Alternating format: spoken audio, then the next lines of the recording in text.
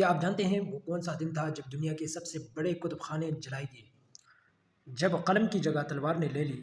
آج ہم بات کریں گے اسلامی تاریخ کے سب سے دردناک واقعہ، سقوط بغداد 1258 عیسوی۔ بغداد ایک وقت تھا جب یہ شہر دنیا کا سب سے بڑا علمی مرکز تھا۔ یہاں بیت الحکمہ تھا، جہاں ہزاروں کتابیں سائنس، طب، فلسفہ اور ریاضی پر لکھی گئی تھی۔ یورپ تاریکی میں تھا اور بغداد روشنی میں۔ دوسری طرف چنگیز خان کی اولاد ہلاک و خام تباہی کا طوفان بن چکی تھی۔ منگول جہاں جاتے شہر مٹی میں ملا دیتے۔ 1258 میں ان کا رخ بغداد کی طرف ہوا اور خلیفہ المستعصم اس خطرے میں کو سنجیدگی سے نہ لے سکے۔ 10 فروری 1258 منگول فوج بغداد میں داخل ہوئی۔ قتل عام ہوا، مسجدیں جلے، مدرسے تباہ ہوئے، کتابیں دریائے دجلہ میں پھینکی گئی۔ کہا جاتا ہے کہ دریا کا پانی سیاہ ہو گیا، سیاہی سے اور سرخ ہو گیا۔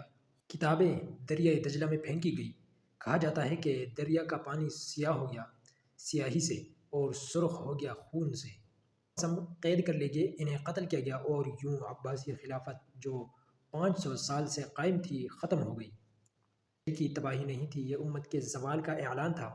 جب قومیں علم چھوڑ دیں، اتحاد کھو دیں اور خطرات کو نظر انداز کریں تو تاریخ انہیں معاف نہیں کرتی۔ سقوط بغداد یہ ہمیں سکھاتا ہے کہ طاقت ہمیشہ تلوار میں نہیں بلکہ علم، اتحاد اور بصیرت میں ہوتی ہے۔ اگر ویڈیو پسند آئے ہو تو لائک کریں، شیئر کریں اور چینل کو سبسکرائب کریں۔ ملتے ہیں نیکسٹ ویڈیو میں۔ والسلام۔